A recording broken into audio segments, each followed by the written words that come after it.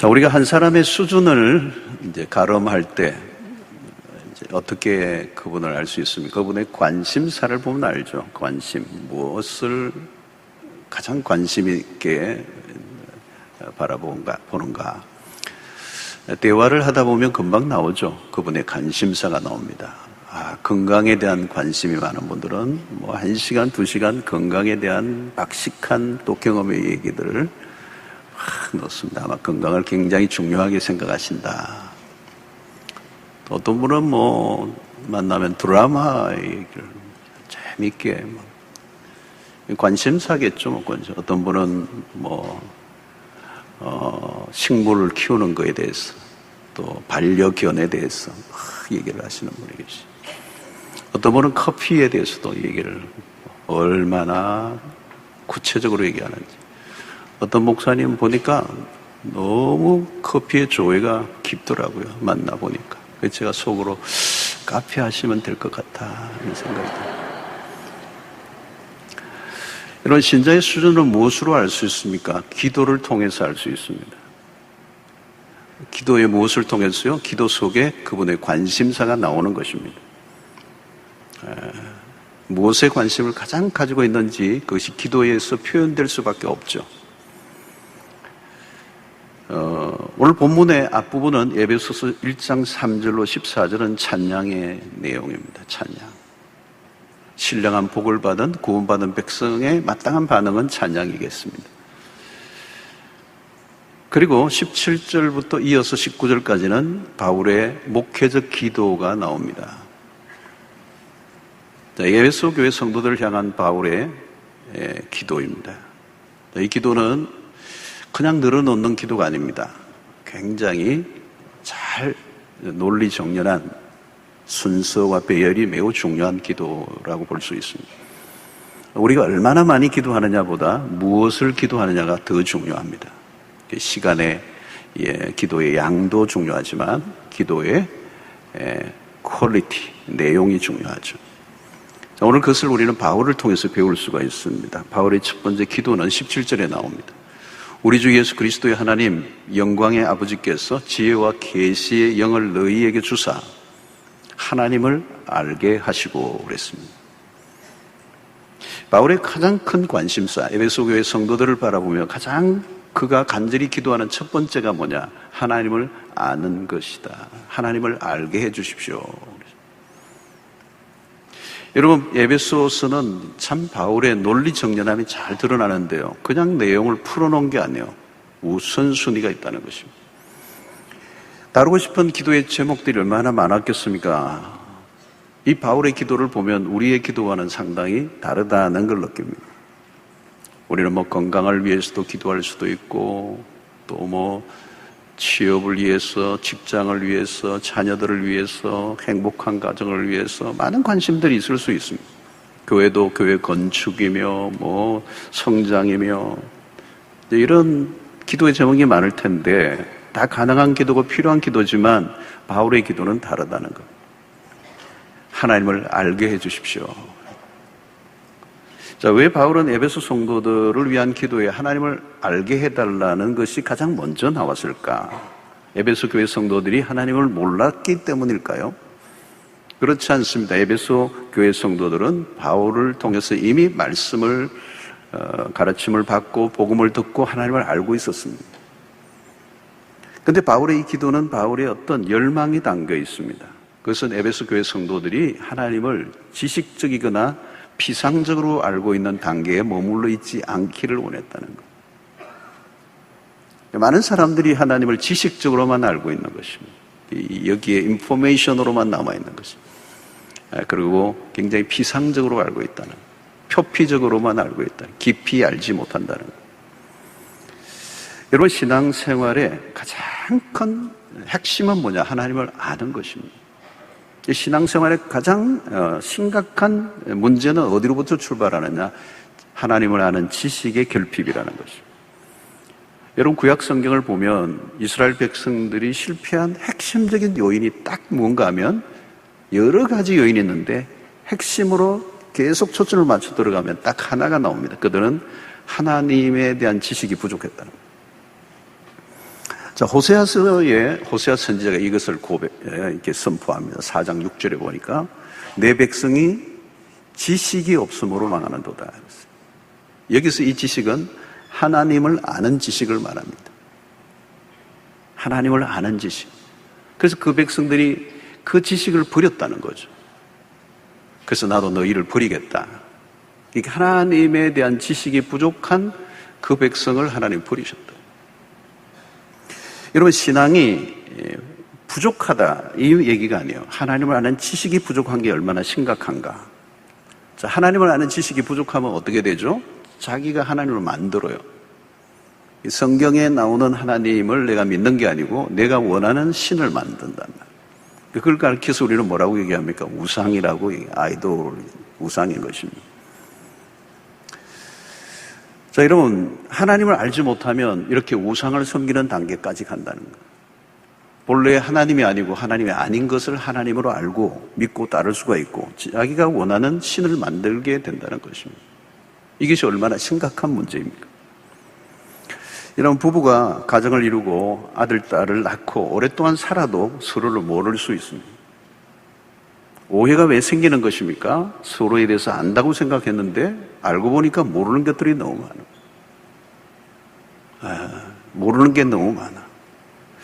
그리고 서로에 대해서 알려고 노력하지도 않고 대화가 없다면 알아갈 수가 없습니다. 그러면 어떻게 해요? 자연스럽게 오해가 잦아지게 되고 갈등은 쌓이게 되는 겁니다.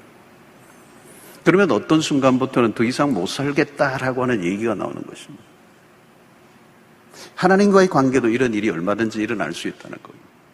하나님을 알아가고자 하는 노력이 없이 교회 활동만 한 사람은 신앙은 오래가지 않아 병들 가능성이 있습니다. 활동을 하고 교회에 출석한다고 하나님을 아는 것은 아닙니다. 이스라엘 백성들의 치명적 결함은 하나님에 대한 무지였습니다. 그래서 하나님의 마음이 어떤 것인지 또 하나님의 성품이 무엇인지 하나님의 속성이 어떤 것인지를 전혀 몰랐어요. 그래서 그들의 무지는 결국은 하나님에 대한 불순종으로 나타나고 원망으로 나타나고 우상숭배로 나타났다. 그게 이스라엘 백성의 광야에서의 실패였기도 합니다. 자, 하나님을 알아간다는 것은 무엇을 의미하는가? 이것은 간단한 것은 아닙니다. 바울의 초점은 무엇일까요? 단순히 이론적이고 지식적인 것을 말하는 것이 아닙니다. 이것을 제임스 패커라고 하는 박사에 의하면 하나님에 대해서 아는 것이 아니고 하나님을 아는 것을 강조하고 있는 것입니다. 하나님에 대해서 아는 것과 하나님을 아는 것은 전혀 다른 것입니다. 그래서 하나님에 대해서 아는 것은 지식적인 것일 수 있습니다. 그것은 공부하면 알 수 있지만 하나님에 대해서 안다고 하나님을 아는 것은 아닙니다. 여러분, 성경을 연구하는 신학자들 가운데 무신론자들이 꽤 있습니다. 이 신기한 거 아닙니까? 성경을 연구하는데 무신론자예요. 성경을 연구해서 PhD를 받았는데 무신론자예요. 왜요? 그들은 성경을 학문으로만 대하기 때문에 그렇습니다. 하나님을 알고자 하는 마음으로, 하나님을 사랑하는 마음으로 성경을 연구하고 있는 게 아니라 학문적으로 연구하고 그것으로 밥을 먹고 사는 사람. 그들의 신은 하나님이 아니에요. 그들의 신은 이성입니다. 성경을 비평하고 성경을 분해하고 내 이성으로 성경을 파헤치면서 하나님을 분해시켜버리는 거예요. 성경의 난도질을 해버리는 것입니다. 여러분, 도울인지 하는 분도 신학교 출신입니다. 야고보서 2장 19절을 보십시오. 내가 하나님은 한 분이신 줄을 믿느냐? 잘하는도다. 귀신들도 믿고 떠느니라. 귀신도 믿음이 있다는 사실.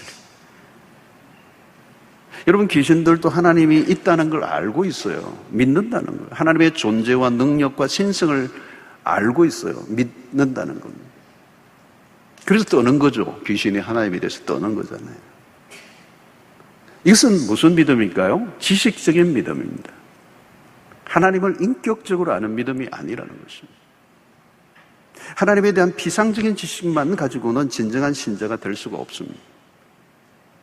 여러분, 하나님을 아는 신앙의 핵심은, 하나님을 아는 것은 인격적인 교제를 통하여 아는 것입니다. 여러분, 만약 부부관계 안에 친밀함이 없다면 어느 한쪽에 종속되어 있다고 할 수가 있습니다. 한 사람의 권위에 일방적으로 따라가면 그건 상호적이지 않고 인격적이지 않습니다. 우상을 섬기는 사람들을 보십시오. 그들은 인격적이지 않습니다. 힘들 때 한 번씩 찾아가는 것이고 나의 필요에 의해서 가는 것이지, 그래서 무엇을 상납하고 물질을 드린다 해도 그건 상납이지 교제를 위하여 선물을 주는 게 아니에요. 복을 빌고 화를 면하기를 원하는 것입니다. 그리고 자신의 문제가 해결되면 찾아갈 이유가 없어요. 가급적 만나고 싶지 않은 거죠. 어쩔 수 없이 만나는 복종의 관계. 그래서 좀 더 힘센 신이 나오면 언제든지 갈아 바꿀 수 있는 신을 내가 얼마든지 바꿀 수 있는 관계예요. 그 임의의 관계고 인격성이 없는 관계이신 것입니다. 여러분, 우리의 믿는 하나님은 다릅니다. 성경은 하나님 우리에게 끊임없이 사랑을 요청하시고 우리와 교제하기를 원하시는 것입니다. 우리가 하나님 없이는 못 살지만 하나님도 마치 우리가 없으면 못 사실 것처럼 우리에게 구애를 하십니다. 성경을 보면. 그래서 그분은 철저히 인격적인 하나님이시고 우리와 교제하기를 원하신다는 거예요. 여러분, 건강한 부부의 특징이 있다면 그건 뭐냐면 대화가 된다는 거잖아요. 여러분, 결혼을 아직 앞둔 미혼이 있다면 사귈 때 대화를 잘 해보시기 바랍니다. 대화가 좀 안 된다 그러면 빨리 그만두는 게 낫습니다. 대화가 돼야 되잖아요. 대화는 상호적인 것이잖아요. 서로를 존중하면서 대화하는 거예요. 그래서 서로를 더 깊이 알아가는 작업은 이 대화를 통해서 하는 것이죠. 하나님과도 마찬가지입니다. 하나님 우리와 교제하기를 원하시고 우리와 대화하기를 원하시고 우리와 친밀해지기를 원하시고 그 관계 속에서 우리가 더 하나님을 신뢰하기를 원하신다. 그래서 성경의 많은 비유에서는 하나님과 우리의 관계를 인격적인 관계로 묘사하는 비유가 많습니다. 그래서 하나님은 우리의 아버지라고 그러고요. 어떤 때는 우리의 남편이 되시기도 하고 어떤 때는 양과 목자의 관계로 뗄래야 뗄 수 없는 관계로 말씀하기도 하고 또 신약으로 놓으면 나는 너의 친구라고 얘기하고 아브라함도 마찬가지죠. 아브라함은 나의 벗이라고 그래요. 친구라고 얘기했잖아요. 이것은 어떤 종교에서도 찾아볼 수 없는 독특한 것입니다. 성경은 하나님에 대해서 끊임없이 자기 자신을 드러내시죠. 그래서 아브라함의 하나님이고 이삭의 하나님이고 야곱의 하나님이고 1대1로 현재형으로 만나주시는 하나님. 그것이 신약으로 넘어오면 임마누엘, 우리와 늘 함께 하시는 하나님, 인격적인 하나님. 그래서 신앙이란 절대로 뜬구름 잡는 이야기가 아니라는 것입니다. 신앙의 모호성에서 벗어나야 된다는 거예요. 남편과 아내가 함께 살면서도 상대에서도 모호하고 알듯 모를 듯 하면 함께 살기 어렵잖아요. 말 안 통하면 얼마나 힘들겠어요. 같이 사는데 어색해. 여러분, 부부가요, 멀리 오랫동안 떨어져 있으니까 오래간만에 만나니까 되게 어색해 하더라고요. 하나님과의 관계도 마찬가지예요, 여러분. 지속적인 교제. 여러분, 종교생활처럼 해온 분들은 교회를 다녀도 뭔가 와닿지 않고요. 교회 와도 불편하고 어색해요. 빨리 마치면 좋겠어요. 여러분, 하나님을 알아간다는 것은 그것보다 더 복된 일은 없습니다. 여러분, 인간관계 속에서는 우리가 좀 오래 사귀다 보면 좀 실망이 많이 되고 기대했던 것들이 많이 채워지지 않으면서 낙심할 때가 있어요. 그리고 어떤 때는 빨리 헤어지고 싶다. 부부관계도 마찬가지예요. 오래 살다 보면 신비가 사라지잖아요. 신비가 사라지는 정도가 아니고 죄의 본성들이 드러나면 치부가 드러나는 거예요. 그리고 환멸을 느끼는 거예요. 피곤해, 괴로워. 갈수록 결혼 생활이 지치는 겁니다. 많은 경우에 우리 인간 관계가 그렇잖아요. 기대하면 할수록 실망하고 후회로 끝나는 만남이 많습니다. 그래서 아름다운 만남은 많은데 아름다운 이별은 많지가 않아요. 뒤끝이 다 안 좋아. 왜요? 그것이 인간의 한계라는 것입니다. 그런데 어떤 사람은 사귀면 사귈수록 멋있어. 더 매력적이야. 이 사람 진짜 멋있는 사람이네. 가까이 다가갔는데 더 기대가 되고 더 행복하고 기쁨이 있다면 그건 정말 놀라운 것입니다. 여러분, 그런데 인간관계에서는 그런 관계가 사실 많지가 않아요. 그런데 하나님은 뭐예요? 하나님은 알아갈수록 신비로우신 분이십니다. 다가갈수록 더 알고 싶은 분이십니다. 친밀해질수록 더 가까워지고 싶은 분이라는 거예요. 이런 관계는 세상에서는 경험할 수 없어요. 세월이 흐를수록 하나님에 대한 경외는 끝이 없다는 것입니다. 그리고 그분을 알아가면 갈수록 그분의 매력에 압도를 당하게 되는 것이고, 그 영광의 아름다움, 그 찬란함의 할 말을 잊어버리게 한다는 것입니다. 여러분, 작은 산은 뭐 이런 황령산이나 이 장산도 뭐 좀 높지만 뭐 딱 보이잖아요. 빤하잖아요. 예, 한눈에 들어오는 것입니다. 몇 번 오르고 나면 뭐 다 알 것 다 알고, 뭐 저기 개울이 있고, 뭐 여기 약간 언덕이 있고, 저기는 조금 비탈이 있고, 그 정도로 아는 거 끝나는 거예요. 그러나 명산은 다릅니다. 명산은 한두 번 가가지고 알 수 있는 게 아니죠.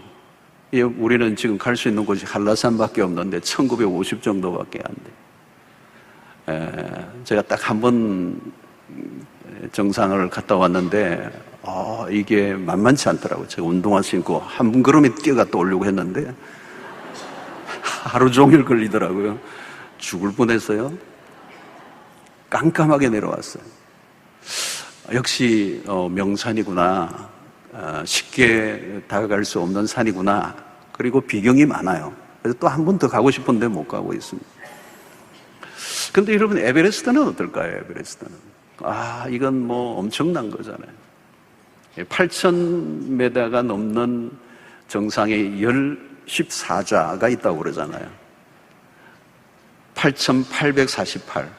이게 엄청난 거잖아요. 상상이 잘 안 돼요. 제가 뉴질랜드에 3,000m 정도 되는 산을 이렇게 밑쪽에서 이렇게 어느 정도 가다 보니까, 이야, 이건 상상할 수 없어. 3,000m도. 이게 8,000m가 넘는다고 생각해 보세요.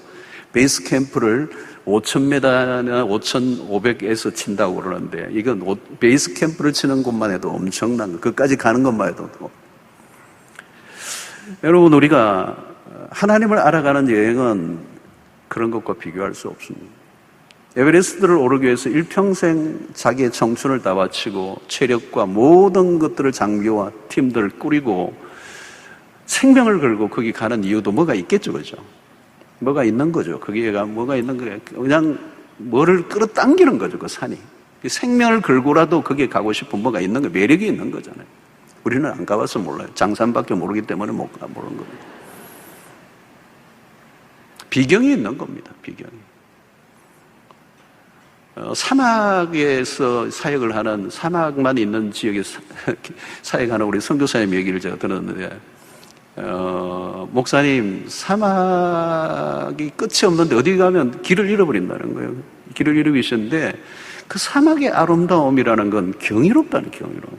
한 번도 사람의 발길을 닿지 않은 그 사막을 여행할 때 주는 경이로움, 신비로움이 있다. 그렇게 얘기하더라고요. 저는 안 왔다더라고요. 여러분, 우리가 일반적으로 어디를 여행을 가도 어떤 가기 전에 브로셔를 안내하는 브로셔를 반드시 이제 먼저 구해서 봅니다. 기가 막힌 풍경이 찍힌 현지의 사진들이 쫙 펼쳐져요. 그게 유혹을 하는 거예요. 이 지상의 마지막 남은 인간의 손에 닿지 않은 이 태고의 섬, 이 에메랄드 빛으로 초대합니다. 막 이러면 빨리 가고 싶은 거예요. 근데 정작 가보면 사진만큼 좋은 데는 없어요. 사진보다 못해요. 가면 막 똥을 사놓은 공화지들이 있고, 뭐 유리 조각도 널려져 있고, 또 아주 가난한 애들이 또 막 그냥 주변에서 그냥 이게 동냥하고 이런 걸 보면 이제 마음이 이제 짠하고, 우리가 기대한 것은 여기가 아니구나라는 걸 깨닫습니다. 그러나 여러분, 하나님을 알아가는 이 여행은 그 실망이 없습니다. 하나님을 알아갈수록 끌어당기는 것이죠. 이 바울은 지금 그가 하나님을 안다는 게 뭔가를 알고 있는 분이에요. 하나님을 안다는 것이 얼마나 경이로운 것이고 축복이고 은혜인지를 알고 있는 것입니다. 이 세상에 그것보다 더 나은 지식이 없고 그것보다 더 나은 경험이 없다는 걸 알고 있는 거예요. 지식의 끝이고 경험의 끝이라고 알 수 있는 것이죠. 그걸 깨달았기 때문에 에베소 교회 성도들을 향하여 기도할 때 제일 첫 번째가 나오는 게 이 기도인 거예요. 하나님을 이 에베소 교회 성도들이 알기를 원한다는 거예요. 그 하나님의 사랑, 하나님이라는 이름은 너무 크고 광대하다. 여러분, 이 지구가 얼마나 큽니까, 그죠? 그런데 이 우주의 지구는 눈꽃만큼도 아니잖아요. 갤럭시라고 하는 이 1000개가 셀 수 없는 새. 지난번에 어느 목사님 얘기했는데 그게 뭐 과학적으로 확인을 했는지 모르겠지만 세상의 모든 모래알보다 별이 더 많다고 그러잖아요. 근데 아무도 모르는 거예요. 별이 얼마나 많은지는. 그러니까 그것을 지으신 하나님, 그 하나님의 이름을 우리가 어떻게 알겠고 그 하나님이 우리에게 베푸신 사랑이 어떤 것인지를 바울은 그 사랑의 높이와 길이와 너비와 깊이를 알 수 없다 이렇게 얘기했잖아요. 그렇다면 오늘 우리가 하나님을 안다는 것은 눈꼽만큼 알고 있는지도 몰라요. 마치 어린아이가 손으로 바닷물을 이렇게 떠내는 것과 같은 것. 아무리 자기 손으로 바닷물을 퍼내려고 해도 어린아이가 그 바닷물을 퍼낼 길이 없는 거예요. 우리가 성경 공부를 하고 하나님을 안다고 신앙생활을 10년, 20년 해도 초입 중에 초입에 있지 않는 정도일지도 몰라요. 이런 중요한 것은 뭐냐면 하나님은 그렇게 광대하신 분인데 우리는 하나님을 알고자 하는 그런 기대감과 설레임이 우리 안에 있는가? 너무 일찍 기대감을 접어버리고 있지는 않는가? 어떤 분은 하나님을 이미 다 알아버리는 것처럼 그런 마음으로 신앙생활을 하는 분들이 있다. 나 이제 하나님 다 알아. 여러분, 그렇게 우리는 하나님을 알 수 있는 존재가 아니라는 것입니다. 여러분들이 신앙생활을 한번 돌아보시기 바랍니다. 바울의 기도처럼 우리의 신앙의 초점이 어디에 맞춰져 있느냐. 한국교회는 일반적으로 신앙의 목표가 무엇을 하자예요. 하자. 이제 열심이죠. 그래서 우리는 세계 복음화라는 목표도 참 좋은 목표고 민족 복음화나 이런 것도 다 좋은 목표예요. 그러나 그것보다 더 먼저 가져야 할 목표가 있다는 거예요. 그것이 뭐냐면 하나님을 알아가고자 하는 목표가 뒤로 밀려버리면 다른 목표들은 다 공허해져 버린다. 한국교회는 뭔가 으쌰으쌰하고 하는 건 잘했는데 나중에는 또 파토가 나는 경우가 많아요. 그래서 나중에 또 서로 싸우기도 하고. 우리가 보여줘야 할 하나님이 누구인지를 잘 모른 채 전한다는 것 자체가 위험한 거예요. 하나님을 오해하고 잘못된 하나님을 전했던 경우가 굉장히 많아요.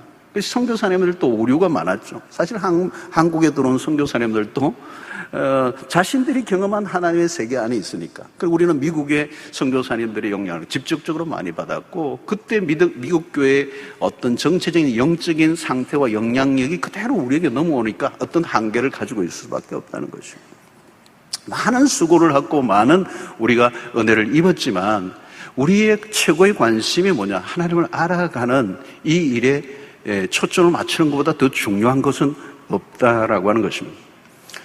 여러분, 다윗은 하나님을 사랑했던 사람입니다. 그리고 하나님에 대한 열심도 대단했어요. 그 어느 날 그의 열심으로 하나님을 위해 집을 지어드리겠다고 하는 마음을 하나님 앞에 올려놓습니다. 하나님, 당신을 위해서 내가 집을 짓겠습니다. 하나님 대답이 뭔지 아십니까? 됐다 그랬어요. 경상도 말로 된다는 뭐예요? 야, 너가 나를 위해 집을 짓는다고? 나는 집이 필요 없어. 나는 집이 필요한 사람이 아니야. 여러분, 핵심 안으로, 신앙의 핵심 안으로 들어가지 않으면 우리는 신앙의 주변부에서 돌고 돌 때가 많아요. 우리는 하나님을 위해서 한다고 하는데 정작 하나님의 마음을 아프게 하고 하나님이 관심 없는 일에 열심을 다할 때가 있다. 그것은 우리의 신앙의 낭비고 후회가 되는 것입니다. 자, 여러분, 우리가 하나님을 알려고 하면 어떻게 해야 돼요? 첫째는 하나님을 알고자 한다면 하나님의 말씀에 관심을 가져야 됩니다. 하나님의 말씀에 관심을 가져야 됩니다. 왜? 하나님의 말씀은 하나님의 인격이고 하나님의 말씀이 당신을 계시하셨기 때문입니다. 이 계시라고 그랬잖아요.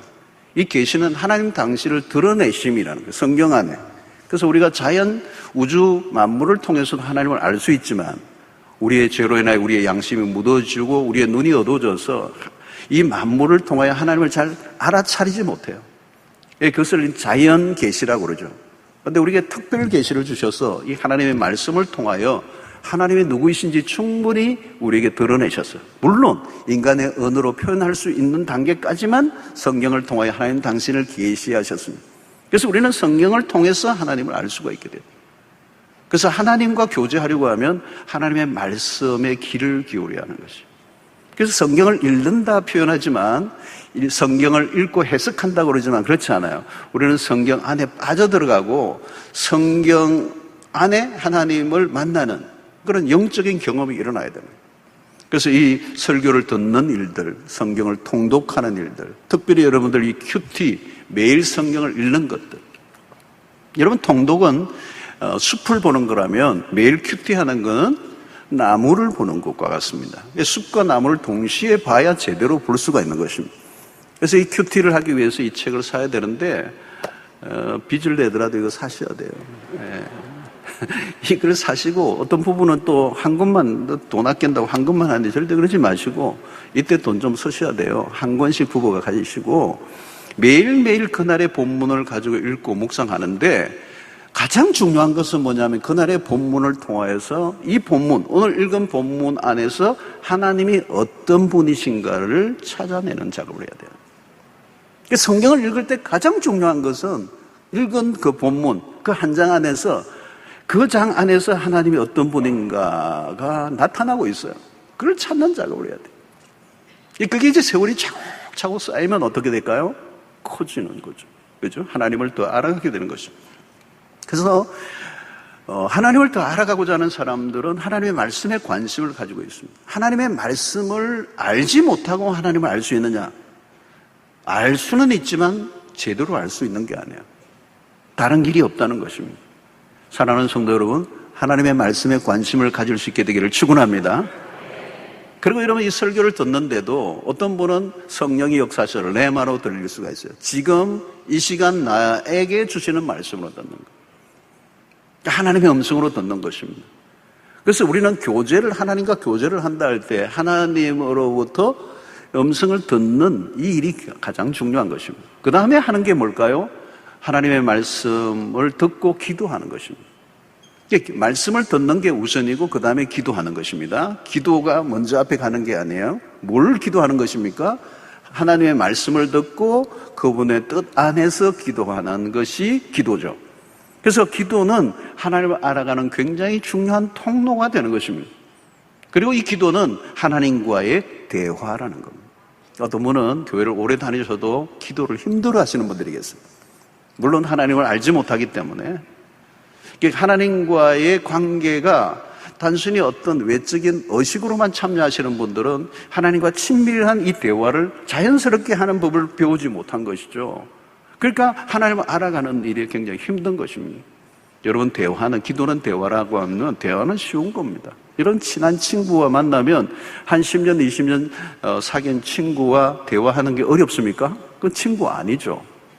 친구라면 대화가 술술 풀릴 수밖에 없어. 늘 만났으니까, 늘 교제했으니까, 서로를 아니까 할 얘기도 많아. 얘기감이 많아요. 그래서 카페에서 한 3시간 얘기하고도 헤어지면서 또 얘기하자 그러고 집에 가서 얘기하자 그러고 전화로 하자 그러고 카톡으로 하자 그러고. 그런데 여러분 이 생면부지의 하나님과의 만남은 어색한 거예요. 자주 안 만나니까. 그래서 교회 와도 딱 앉으면 기도할 게 없어. 일단 아무 얘기하기도 하고 있으면 힘드니까 안녕하십니까 하나님. 다음 주일날 또 오겠습니다. 관계가 아직 안 열린 거죠. 어색한 거잖아요. 10분만 해도 어색한 거예요. 여러분 하나님과의 교제가 말씀과 기도입니다. 이 툴은 날마다 우리가 귀에 듣는데 그것을 일상 속에서 하는 이 작업을 통하여 우리는 조금씩 하나님을 알아가게 되고 하나님과 친밀함이 더해지게 되는 것. 그게 신앙생활의 핵심입니다. 또한 성령의 도우심이 필요하다는 거죠. 오늘 17절의 말씀을 다시 보면 우리 주 예수 그리스도의 하나님 영광의 아버지께서 지혜와 계시의 영을 너희에게 주사 하나님을 알게 하시고 그랬어요. 여기 지혜와 계시의 영을 너희에게 주사. 이 지혜와 계시의 영이 누구냐? 성령이십니다.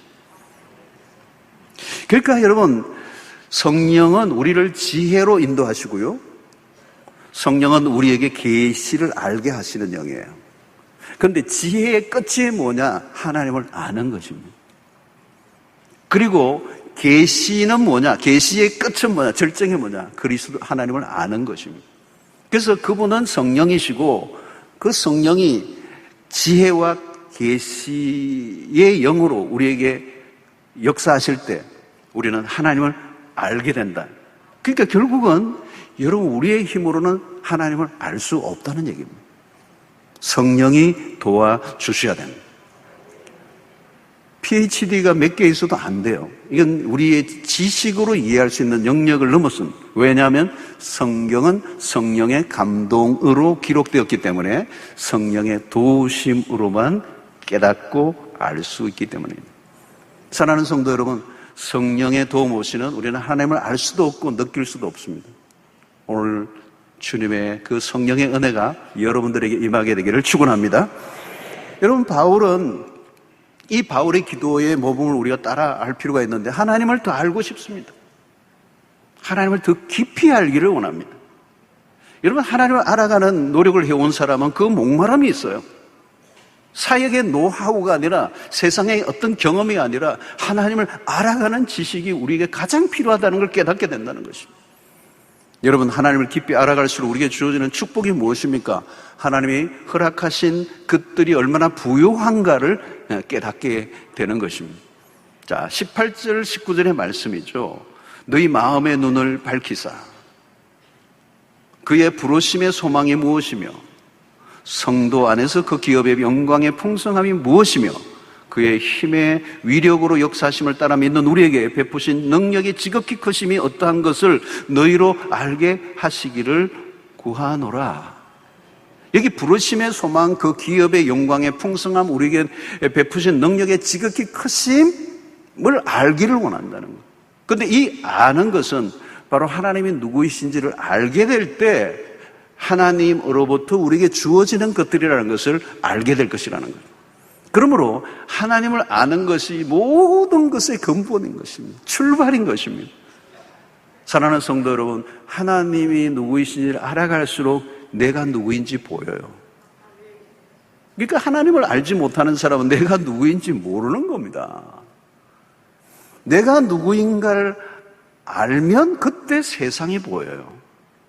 그리고 그 세상은 어떤 세상이냐? 하나님이 지으신 세상이고 하나님의 원리와 방식대로 돌아가고 있는 세상, 하나님이 만드신 그 세상 속에서 내가 어떻게 살아야 할 것인가를 하나님이 알려주신다는 것. 그러니까 모든 것의 원천은 하나님이십니다. 그래서 이전에는 막 꼬이고 복잡하고 모호하고 이런 것들이 하나님을 알면 보이기 시작한다는 거예요. 삶의 원리도 모르고 보이고 내가 누구인가도 보이고 세상이 보이고 그리고 어떻게 살아야 할 것인가를 하나님이 다 보여주시고 우리 인생에 복잡하고 고민했던 것들이 답을 얻게 되고 모든 게 명료해지는 은혜가 있는 것입니다. 삶의 변화가 찾아오는 것입니다. 사랑하는 성도 여러분, 세상의 지식이 쌓여져 가면 교만해지기 쉬워요. 그리고 오늘 우리의 문화는 우리를 교만하게 하고 우리를 부추기는 문화들이에요. 이 모든 것들이 그렇잖아요. 세상의 지식이 그렇잖아요. 그러나 여러분, 하나님을 하나님으로 알 때 더 이상 교만할 수 없어요. 여러분, 교만을 해결하는 문제는 쉽지가 않아요. 여러분, 교만은 패망의 선봉이다. 교만이 얼마나 무서운 죄입니까? 성경에 따르는. 이 교만이 해결되나요, 여러분? 겸손해지고 싶다고 겸손이 되나요, 여러분? 안 돼요. 근데 하나님을 만나고 하나님을 알아가면 저절로 겸손해져요. 그게 진짜 겸손해요. 하나님을 하나님으로 알고 나면 저절로 겸손해져요. 여러분, 하나님을 하나님으로 알면요, 그때 어떤 일이 일어나요? 순종이 일어나는 것입니다. 여러분, 아브라함이 갈대아우로 해서 자기 본토 친척 아버지 집을 떠나라라고 하는 하나님의 말씀에 따라 떠날 수 있었던 믿음, 용기가 어디서 나오는 거예요? 하나님이 누구인지 모르고 떠날 수 있었겠습니까? 여러분, 아브라함이 백세에 낳은 독자 이삭을 모리아에 바치는 모습을 보면서 아브라함의 믿음과 순종을 보는 거죠. 그런데 여러분, 그 사건을 통해 우리에게 보여주는 건 뭘까요? 하나님이 창세기 12장부터 하나님의 인도를 받았던 아브라함이 조금씩 하나님을 알아가는 여행이었어요. 처음에는 좀 부족했는데 실수도 하고 하면서 하나님이 누구이신지를 점점 알아가면서 그의 믿음이 커진 거죠. 그래서 나중에는 모리아에 자기 백세에 난 아들까지 바칠 수 있는 단계까지 간 것은 아브라함의 믿음이 대단한 것이 아니라 하나님이 얼마나 대단하신 분가를 그가 알았다는 것입니다. 사랑하는 성도 여러분, 하나님에 대해서 눈을 뜨면 거기서 끝이에요. 여러분, 마음의 평안을 달라고 이렇게 기도하는 것보다도요, 하나님을 알게 해달라고 기도해 보세요. 하나님을 알면 평안은 그냥 오는 겁니다. 용기를 달라고 막 용기를 주셔서 그렇게 기도하지 말고 하나님을 알게 해달라고 그러세요. 하나님을 하나님으로 알게 해달라는 거예요. 여러분, 블레셋과 이스라엘의 전투가 벌어졌을 때에 골리앗이 딱 버티고 있으니까 이스라엘 진영이 다 그냥 초죽음이에요. 두려워 떨고 있습니다. 근데 어린 다윗이 와가지고 골리앗을 향해 가잖아요. 그냥 돌격 앞으로 해가지고 넘어뜨리잖아요. 다윗에게는 골리앗에 대한 두려움이 뭐 없었던 건 아니겠지만 그 두려움을 이기고 달려간 것이죠. 그거는 무슨 이유가 있을까요, 여러분? 그 엘라 골짜기에서 모든 것 가운데서도 하나님을 가장 잘 알았던 한 사람은 어린 다윗 소년이었단 말이에요. 그러니까 그는 용감하게 골리앗을 향해 간 거죠. 그것은 골리앗에 대해서 아는 것보다 하나님을 더 알고 있는 사람이고 하나님은 틀림없이 골리앗보다 위대하신 분이라는 사실을 믿었기 때문에 그가 달려간 것입니다. 여러분, 오늘 또 우리가 예배를 드릴 때 어떤 예배를 우리가 드릴까 고민 안 해도 돼요. 하나님이 누구신지를 알면 예배는 예배다워질 수밖에 없는 거예요. 여러분, 어떻게 교회를 섬길까 고민하지 마세요. 하나님이 누구신가를 알면 그분이 알려주실 거예요. 그리고 그분의 성품대로 섬기고요. 그분의 뜻대로 할 거란 말이죠. 여러분, 내가 어떤 사람을 사랑하겠다고 아무리 몸부림을 쳐봤어요. 되는가? 안 돼요. 그러나 하나님을 알면 사랑이 돼요. 하나님이 나를 얼마나 사랑하셨다는 것을 알게 되면 원수까지 사랑할 수 있게 되는 거예요. 하나님의 사랑이 얼마나 큰가에 그 푹 빠져본 사람이라면 여러분, 다른 사람을 넉넉히 사랑할 수 있는 에너지가 나오는 거죠. 결국은 뭘까요? 우리가 하나님을 알지 못한다는 거예요. 사랑하는 성도 여러분, 인생이 복잡한 분이 있습니까? 신앙의 진도가 잘 안 나가는 분들이 있습니까? 이유가 뭘까요? 하나님에 대한 무지 때문입니다. 하나님을 알아가는 것을 실패했기 때문입니다. 내가 얼마나 열심히 하느냐의 문제가 아닙니다. 그것이 그렇게 중요한 게 아니에요. 사랑하는 성도 여러분, 여러분들의 기도의 첫 자리에 무엇이 있습니까? 그리고 우리의 열정의 중심에 무엇이 있는가? 여러분, 우리는 주님의 제자들에게도 자주 확인합니다. 그들이 얼마나 열심히 예수님을 따랐어요. 그런데 결정적인 순간에는 그들의 장담도 그들의 결심도 다 사라지고 예수님에게 배신하고 맙니다. 결정적인 순간에 배신해요. 그들은 예수님을 따라다니고 예수님에 관련된 일을 했지만 예수님이 누구인지를 모르고 따라다닌 거예요. 이게 결과가 된 것입니다. 사랑하는 성도 여러분, 하나님을 정말 알고 있습니까? 그리고 하나님을 알아가고자 하는 것이 여러분들의 삶의 중심에 있습니까? 오늘 바울의 기도 속에 하나님을 알아감이 기도의 첫 자리에 나왔다는 사실을 우리는 분명히 이해해야 하는 것입니다. 하나님을 알면 우리의 모든 다른 기도들은 빛을 잃고 말 것입니다. 우리의 신앙의 초점, 기도의 우선순위는 하나님을 알아가는 것이 되어야 될 줄로 믿습니다. 사랑하는 성도, 오랫동안 신앙생활 해온 분들이라면 다른 분들에게도 마찬가지예요. 다른 분들을 위해 중보 기도할 때 그분을 위해 기도해야 될 가장 최우선의 기도가 뭐냐? 하나님, 저분이 하나님에 대해서 알게 해주시고 하나님에 대해서 눈뜨게 해주시고 하나님을 더 알아가게 해 주십시오. 여러분, 이 기도보다 더 귀중한 기도가 없는 것입니다. 사랑하는 성도 여러분, 우리가 나이가 들어가는 것으로 우리 인생이 기대할 것이 있는 게 아니에요. 하나님을 알아가며 나이가 들었다면 다른 얘기가 될 수가 있습니다. 사람이 그냥 철들지 않습니다. 사람이 그냥 깊어지지 않습니다. 하나님을 알아간 만큼 우리는 깊어져 가게 될 것이고 풍성해져 가게 될 것이고 변화가 일어나게 될 것입니다. 아마 여러분, 우리의 삶에 변화가 일어난 지점은 뭐냐? 하나님을 조금 더 알았을 때, 하나님을 조금 더 발견하게 되고 하나님을 더 가까이 알게 되었을 때 내 삶에 변화가 일어난 것입니다. 그것보다 더 큰 변화는 없습니다. 하나님을 아는 이 지식이 여러분들 가운데 일어나게 되기를 바라고 그 소원이 끊이지 아니하고, 그래서 말씀과 기도와 성령의 도우심으로 하나님을 더 알아가는 신앙인 되시기를 주의 이름으로 축원합니다. 하나님 아버지, 오늘 또 우리에게 주신 말씀을 통하여 하나님을 더 알아가는 것이 얼마나 귀중한 것인가를 깨달았습니다. 우리의 어떤 열심보다도 하나님에 대한 관심이 가장 우리에게 큰 열심이 되게 하여 주시옵시고, 말씀과 성령과 기도 안에서 믿음이 더 자라 하나님을 기쁘시게 하는 주의 백성들이 되게 하여 주시옵소서. 예수님 이름으로 기도하옵나이다. 아멘.